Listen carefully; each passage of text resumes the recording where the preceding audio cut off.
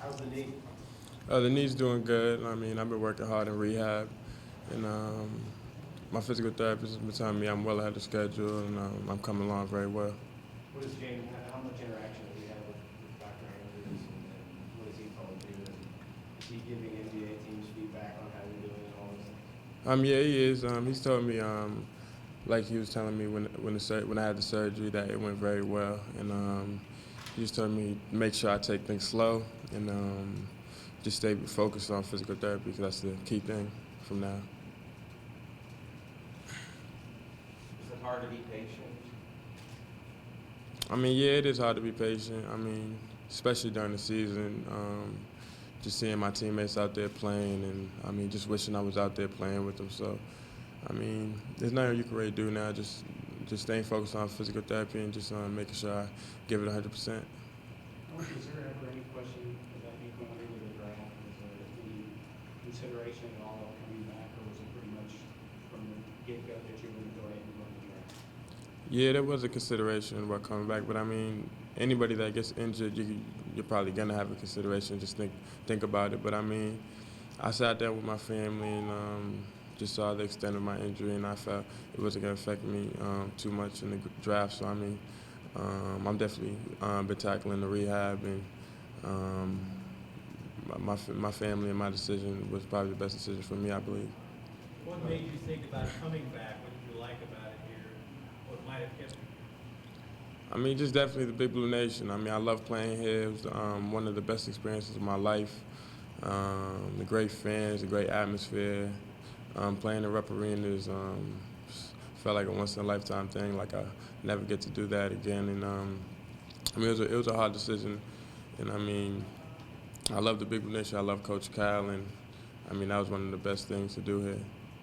When you think about that class that's coming in, did you daydream for even a minute about what it would be like to play with that group? And you know, obviously this season was a bit of a disappointment in terms of team accomplishments. Did you sort of think about what could be with this group that's coming in? Yeah, I definitely did. I mean, I played with half of those guys when I was in their class that before I was classified up, and I know how good they are. They're real good. They're real good kids, and I mean, that would have been a real special team if I had stayed. And I mean, those are great kids. Though. They're gonna have a great team next year. Even Alex and Willie coming back is gonna give them good leadership, just like Terrence Jones and Deron Lamb did. That's the key players they needed to win that championship. So I feel they'll be very, very good next year. Have you paid much attention to some of these mock drafts about where you might go? Does it really matter to you? Nah, I don't pay attention to those at all. I just stay focused on my physical therapy and just make sure I stay focused and keep my mind right. What would it mean to you though to go number one? What would it mean to you if you can get back to that number one spot? It's where most people had you before the injury, and a lot of people have you now. What would it mean to be number one? I mean, yeah, it'd be a dream come true, being the first pick in the NBA draft, and I mean that's something you dream about from when you're a kid. And I mean, I'd be very blessed to be in that position and just very appreciative of it. Nerlens, after it happened, a day or two after the injury, did you think that was out, that being a number one pick, that kind of thing would be out the window this year? When I heard about my injury, I mean, no, I mean, a lot goes through your head. I mean, when it first happens to you, you don't know what the injury is, so you don't know if you'll ever play basketball again, or if you'll be playing in a month from now. So, I mean, when I heard what the injury was, I mean, I knew no matter what, I'd get back on the court and as fast as I could, and just get back to what I love doing. What do you hear from the NBA about your stock, where you might be? I don't hear anything. I mean, that isn't a priority to just listen to what they say. I mean, I'm my own player, and I just got to worry on getting better and getting stronger, getting my legs stronger, and getting right back on that court. There was a time you went down, you guys were starting to win some games, the oldest game on the road.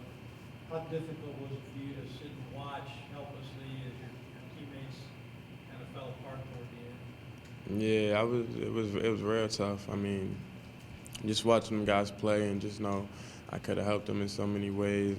But I mean, I'm proud of them guys. They played as hard as they could. They fought. They beat two of the best teams in the league without me. So I mean, you can't underestimate those guys. They played hard, but I mean, things just didn't roll their way sometimes on the road. But I mean, I love them guys. They played their hearts out. So I mean, I'll always be proud of them no matter what. As a guy who played with him and faced him probably quite a bit in practice, how good can Willie Cauley-Stein be with another year? Another year, Willie could be one of the best big men in the country, definitely. I mean, I'm sure he will be. I mean, Willie's he's a freak athlete. I mean, 7 foot, fast, strong, quick. I mean, he has all the tangibles to be great. And I mean, next year, I'm sure he's going to dominate the collegiate rankings and move on to bigger and better things. What did you see in him from A to B this year, and really from the time you first saw him play until the end of the year? How much change did you see in him?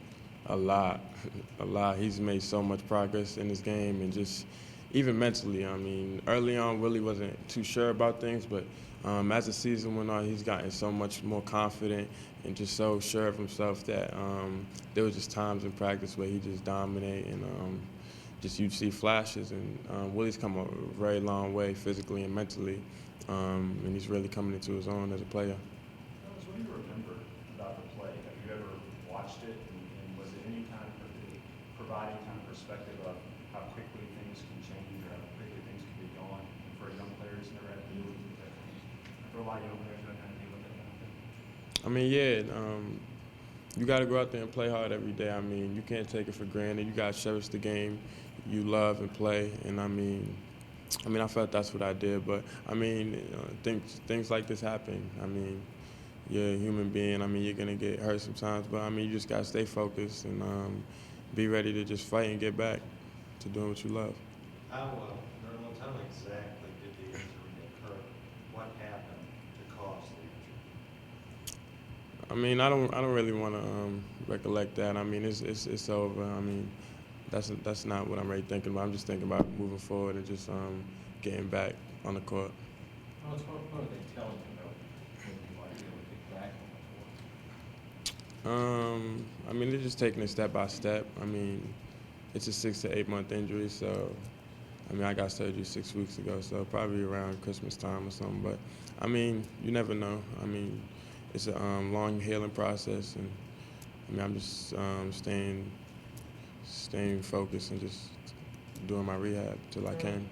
Sorry, you talked about this a little bit with Dan Patrick, but what's it been like for you being away from home and having all these things happen in your hometown and seeing things on TV, areas and neighborhoods that you know, and your city is suffering a little bit? Yeah, that definitely affected me. I mean, just growing up in that city, born and raised, and to see that happen, you just can't think of a human being that could do that to people that run in the Boston Marathon from all over the country. It's Patriots Day, and everybody's out there having fun and enjoying themselves for something they've prepared so long for. And I mean, that was a very tragic happening. And I mean, just seeing it on TV all day, that was the same day I declared, but I mean, that wasn't even on my mind the rest of the day. It was just me sending my prayers out for everybody that was affected by that. Did you watch much of the coverage? Yeah, I was actually woke up that morning, went to rehab. I declared that same morning, but I was in rehab and it was all over the TV.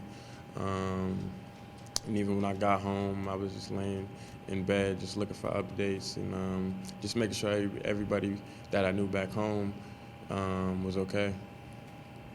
How did being in college for a year help you? What benefit did you get from it? It benefited me a lot, especially playing here under Coach Calipari and the coaching staff. I mean, there's no pushovers here. They want you to be the best you could be, and they don't accept nothing less. Coach Cal's taught me so much on and off the court, how to be a good person, and just really know how to have a good work ethic. Because he made us love to work and just carry yourself, and just a lot of life lessons that not any regular coach would teach you about, just off the court. Obviously, your dream is to go to the NBA. Mm-hmm.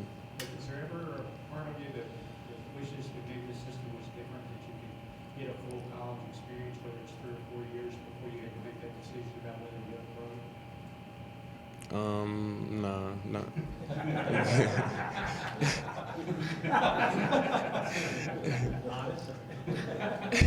I mean, I love this year, though. This is one of the best experiences of my life being here at Kentucky this year. I mean, regardless if you got to stay 3, 4 years, I mean, these are the best times of your life, whether it's 1 or 4 years, regardless.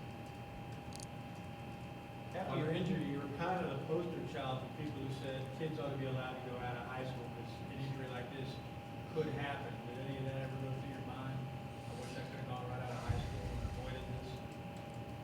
I mean, it's a lot of politics. I mean, I don't really get into that. I mean, both sides have a reasonable reasoning for it, why they would want to go out of high school or why they should do a year in college or 2. But I mean, I don't get into that too much. But I just do what I gotta do. What I have to do, I have to come to school for a year. I'm gonna do it. Nerlens, in the game in Florida, you guys were behind, and it happened in the second half. Mm. It certainly looked like Florida was going to win. Why did you chase the guy down? Because it wasn't a make or break play. Do you look back on it and wonder, maybe I should have just let him have the Oh, no way. I mean, it wasn't down too much. I mean, regardless of the score, I mean, I wasn't gonna let him get that easy basket. I mean, that's just who I am, though. I will not be embarrassed in any type of way. I will not give him an easy basket. I mean, I just want to keep fighting to give my team the best chance of getting back in fighting position to win that game.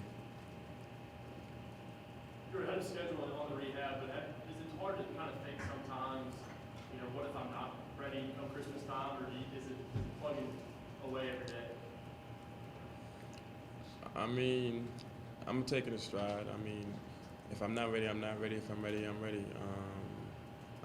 The main focus right now is just to keep working so I can be ready when my physical therapist tells me I am. So, I mean, just take one step at a time. Where are things right now? I mean, like today with your rehab, I mean, what kind of daily routine are you going through at this moment? Today's a 6-week point, and I mean, I'm doing everything out of the brace now, all my exercises. So I mean, that tells I'm ahead of schedule, and I've built a lot of muscle back in my leg. But I mean, it takes a while for the graft to heal and get 2 and 2 with the body and the nervous system. But I mean, I'm taking it slow. I'm doing a lot of strength exercise and agility. There's stories from people all over campus about you just popping into UK Children's Hospital or going to visit kids and doing this. Why was that important to you in your time? Instead of just, you know, a lot of kids just come play ball, do their thing, go to class, you know, and that's it. Why was, you know, being that part of the community in that way important to you, if you were going to be here just a year? I mean, because God blessed me. God blessed me with my God-given talents. And I mean, it wasn't too long ago when I was one of them little kids just that looked up to somebody as a role model. And I mean, when I would see someone that I looked up to, maybe I wouldn't mind if he said hi to me or came to visit me. Or I mean, that's the way I look at it and try to give back to the kids that aren't as fortunate as myself. And I mean, anything to make a kid smile or make their day better that's going through a tough time in their life, whether it's through cancer or leukemia or anything that's life-threatening or just anything really that makes them feel down or anything. And I just want to do my best to give back to them and just really who kids are not as fortunate as I am. Most guys, as they go through this process now, there's some workouts at the combine, there are probably workouts for teams. You can't do a lot of basketball stuff, so do you have a sense yet of what the process would be like for you, what you'll do with teams? What I'll do? I mean, yeah, I've seen the combine was on TV last year, so I've seen it, but I've seen what the actual players would do. But I mean, going in with the injury like I have, I mean, I'm not sure I'll be able to do too much besides get checked out by the doctors. Or I mean, that's maybe shoot some free throws and just talk to GMs or whatnot. But I mean, as far as that, I don't think I'll be doing too much besides that. Nerlens, we talked to Larry Warford about playing sports for business now, for a living. You're about to become a businessman, basically. Talk about just having to tackle that side of your life as a career and things like that as a young man. I mean, yeah, definitely. I feel I'm ready for that part of my life, where it's gonna have a business side. But I'll always be a basketball player first. I mean, you always gotta take care of the business on the court before anything with business. I mean, because that's where it starts, and that's what I love to do. And without the game of basketball, I wouldn't be who I am today. How much does this experience, this Calipari, prepare you guys, knowing that so many of you are future millionaires, to sort of prepare you for how to handle your money? I know a lot of guys talk about him, advising to save and all that sort of thing. Yeah, I don't think there's another coach in the country that can prepare us like Coach Kyle does. I mean, he gives us so much insight on things and just really how to manage things in life, on and off the basketball court.